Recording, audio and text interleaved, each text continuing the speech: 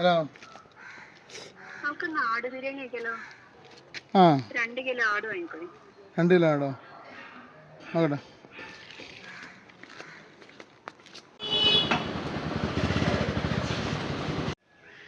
Mutton എന്താ 800 റുപ്യ.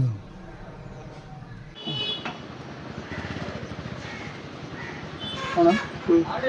അതെ, മട്ടൺ വേണോ? മട്ടൺ എന്താ വെച്ചാലേ ഇത് കഴിച്ചു കഴിഞ്ഞാൽ മട്ടൻ്റെ മണം, ആടിൻ്റെ മണമായിരിക്കും മുഖമൊക്കെ. ബീഫാക്കിയല്ലോ. ഓക്കെ, ബീഫിന് എന്താ വില? 320.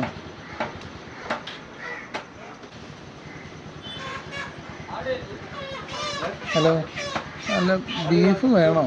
നമുക്ക് ചിക്കൻ ആക്കിയാലോ? ആ, ബീഫ് നല്ല മൂത്തതാ.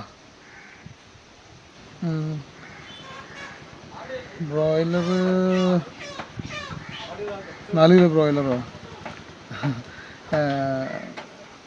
ലഗോണാക്കിയാലോ? 800 റുപ്യ. കയ്യിലാണെങ്കിൽ പൈസ ഇല്ല. ആരിപ്പോൾ ഒന്ന് വിളിച്ചു നോക്കുക.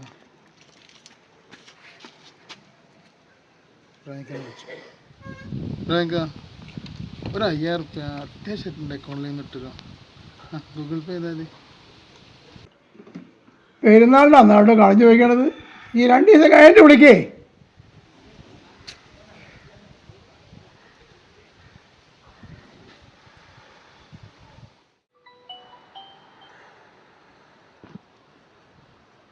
എന്താ റഫീഖേ? ക്ലബിന്റെ പെരുന്നാൾ കുറി കണക്കടിച്ച് 25,000 റുപ്യ അക്കൗണ്ടിലേക്ക് ഇട്ടിട്ടുണ്ട് കേട്ടോ. ഈദ് മുബാരക്. ഈദ് മുബാറക്.